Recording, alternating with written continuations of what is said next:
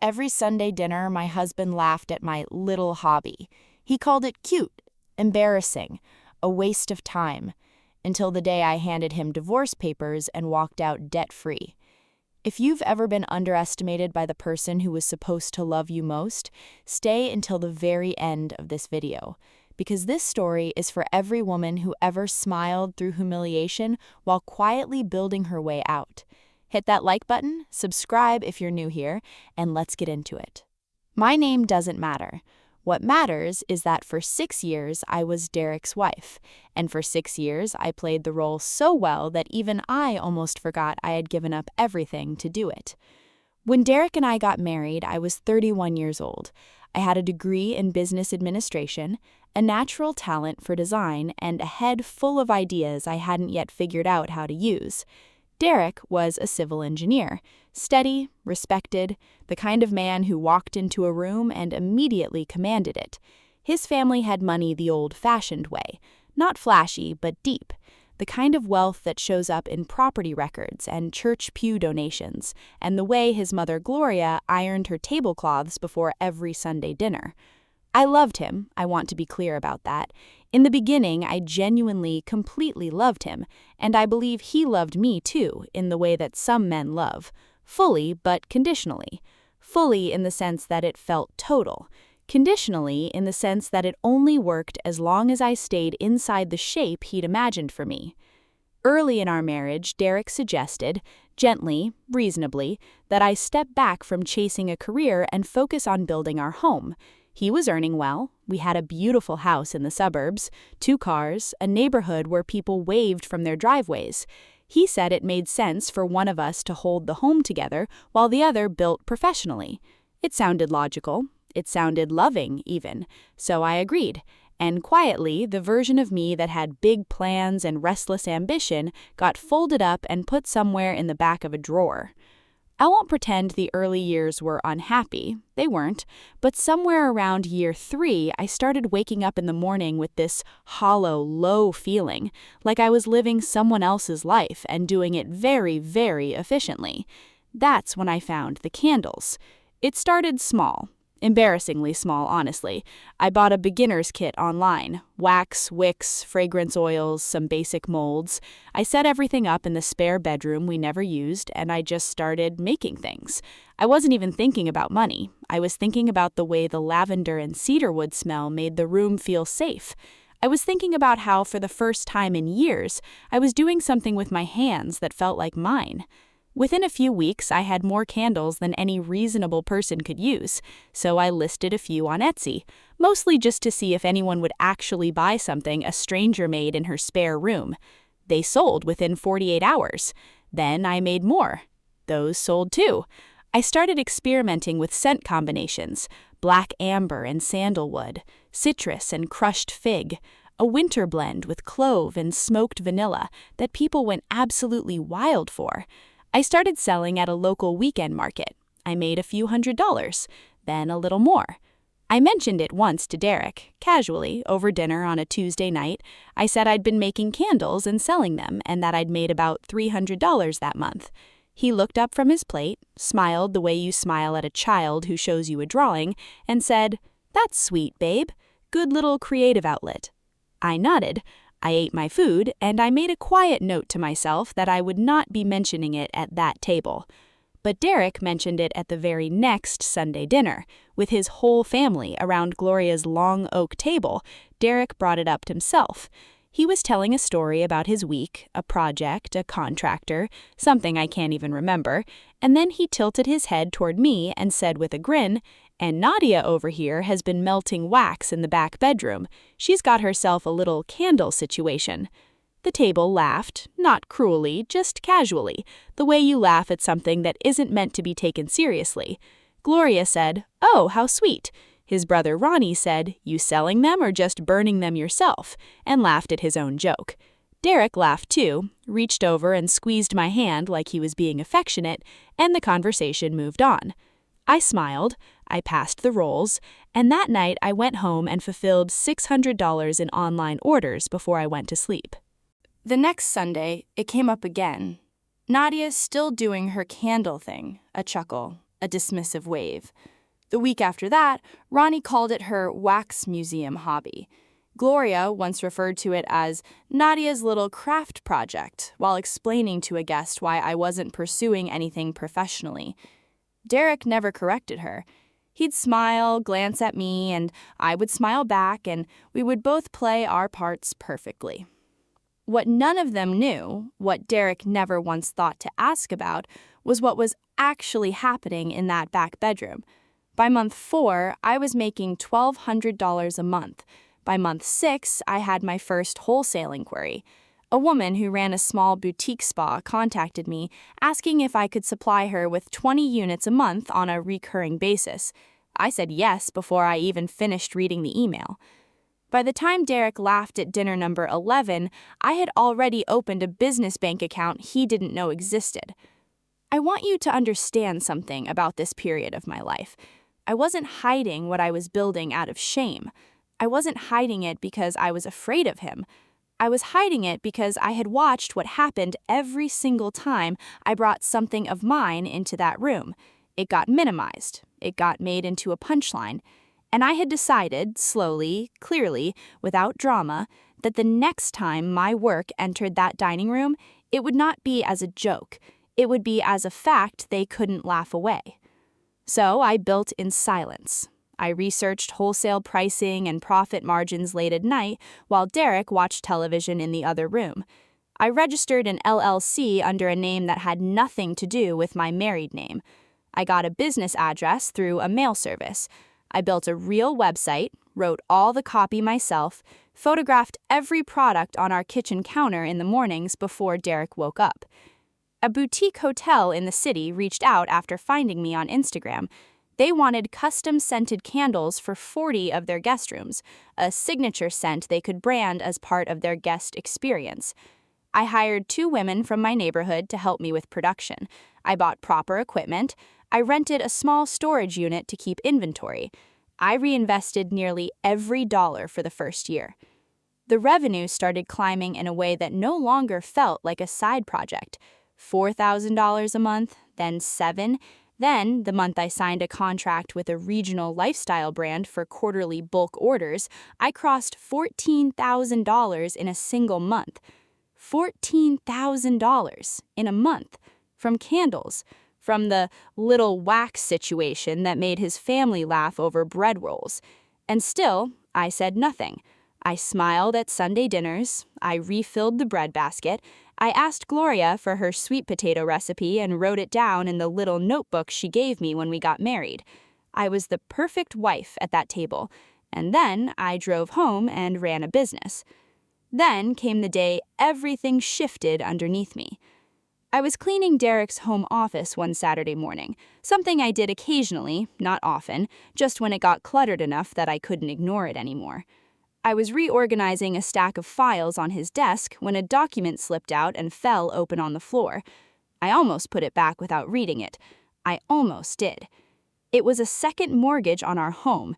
Derek had taken out a loan against our house, a significant one, without telling me, without a conversation, without my signature, which I later learned was possible because of how the deed was structured when we bought the place. He had funneled the money into a business venture with his brother Ronnie, a commercial real estate investment that, from what I could piece together between the lines of that document and the ones I found underneath it, was already not performing. I put the papers back exactly where they'd fallen from. I finished cleaning the office. I made lunch. I sat at the kitchen table and ate it across from my husband and watched him scroll through his phone. And he had absolutely no idea that the ground had just shifted completely beneath both of us. That week, I hired a family financial attorney, quietly, on a Tuesday afternoon, while Derek was at a project site. I sat across from a woman I'd found through a referral, and I laid out everything. She reviewed what I brought and confirmed what I had feared. The debt was real, the house was at risk, and because of how our finances were structured, everything in both names, no separation, I could be on the hook for a significant portion of it if things collapsed. Except for one thing, my business, My LLC registered in my name alone, with its own bank account, its own contracts, its own financial history. That was mine. Completely mine. Untouchable. I remember sitting in my car after that meeting and not crying. I expected to cry.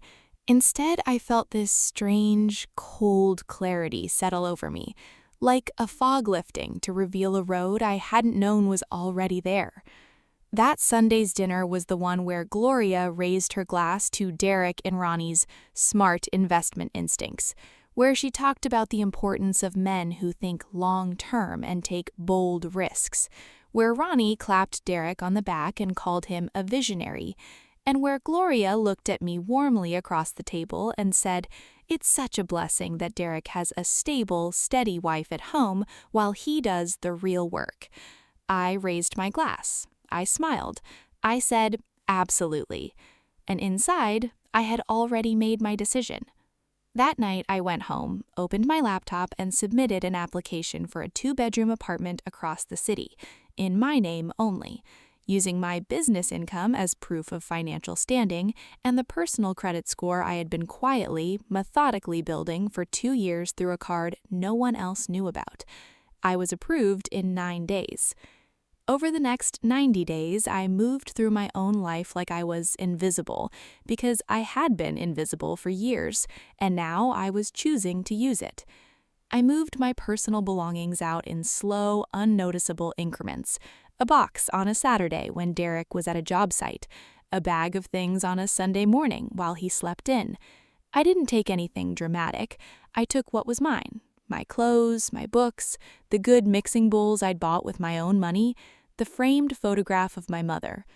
I signed the lease on a Wednesday morning. I stood in that empty apartment alone and pressed my hand flat against the wall and just breathed. 2 bedrooms, big windows, my name on the door, my name on the mailbox, my business officially listed as the primary income on the application.